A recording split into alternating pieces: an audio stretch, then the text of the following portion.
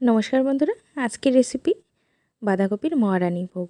এটা কিন্তু একটি কৃষ্ণভক্ত, তিনি এই রেসিপিটা শেয়ার করেছিলেন, তাই আজকে আমিও ট্রাই করে দেখলাম। কিন্তু খুবই সুন্দর হয়েছে রেসিপিটা। তো চলুন কিভাবে এটা তৈরি করা যায় সেটাই দেখে নিই। তো প্রথমেই বাঁধাকপিগুলো খুব ভালো করে এরকম লম্বা লম্বা করে কেটে নিয়েছি। আর এটা বেশি বড় সাইজের বাঁধাকপি ছিল না, মিডিয়াম সাইজের বাঁধাকপি, তাই এরকম 4 খণ্ড করে নিয়েছি। আর দেখুন সুতো দিয়ে খুব সুন্দরভাবে বেঁধে নিয়েছি, দু সাইড দিয়ে বেঁধেছি, কেননা পরবর্তীতে আমি মাঝখান দিয়ে কেটে দেবো। এত বড় থাকলে দেখতে পরবর্তীতে ভালো লাগবে না রান্না করার পর, তাই দুপাশে ভালো করে বেঁধে নিলাম যাতে মাঝখান দিয়ে কাটা যায়। এবার এখানে দুটো আলুও সেদ্ধ করে নিয়েছি, আলুগুলোকে ডুমডুম করে কেটে নিয়েছি। মশলার ভিতরে দেব গোটা জিরে 2 চামচ, ককলি রসুন, আর তার সাথে নিয়েছি আদা কুচি প্রায় 2 ইঞ্চি মতো। আর একটি বাটিতে আছে মগজদানা, কাজু বাদাম আর পোস্তদানা। 2 বাটির মশলাই আলাদা আলাদা করে বেটে নিতে হবে। এবার গ্যাসে একটু কড়াই বসিয়ে দিয়ে তার ভিতরে দিয়ে দিলাম প্রায় 2 কাপ মতো জল, আর তার ভিতরে দিয়ে দিয়েছি হাফ চামচ মতো লবণ।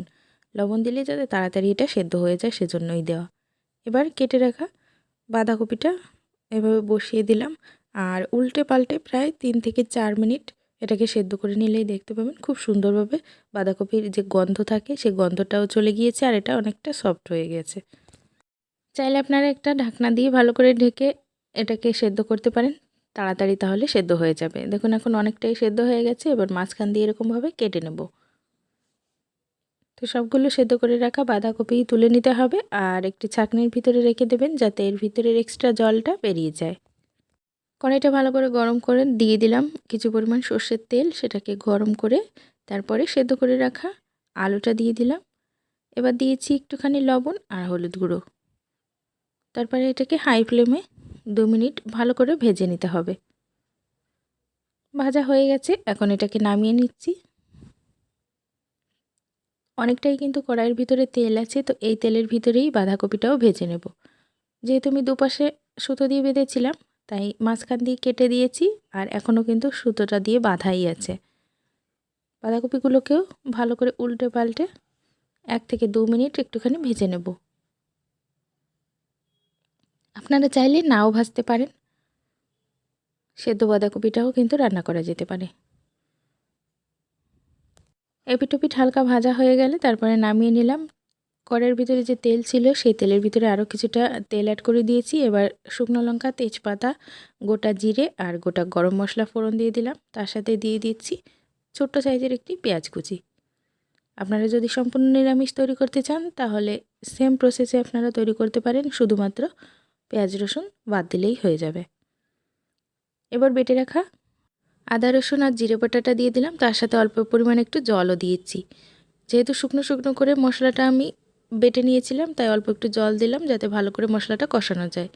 এবার দিয়ে দিলাম 1 চামচ হলুদ গুঁড়ো, 1 চামচ লাল লঙ্কা গুঁড়ো, 1 চামচ কাশ্মীরি লাল লঙ্কা গুঁড়ো। সব কিছু ভালো করে মিশিয়ে নিয়ে একটি টমেটো বাটা অ্যাড করে দিলাম।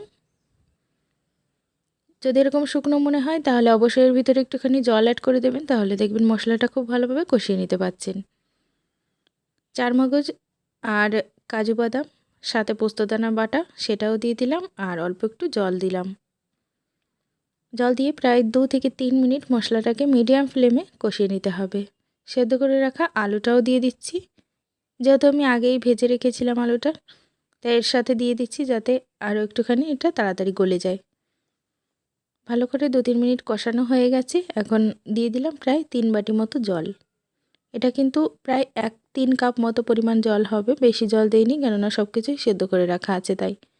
স্বাদ মতো লবণ অ্যাড করে দিয়েছি একটুখানি চিনি। যেহেতু নিরামিষ রান্না, একটুখানি মিষ্টি মিষ্টি হলে কিন্তু এটা খেতে দারুণ লাগে।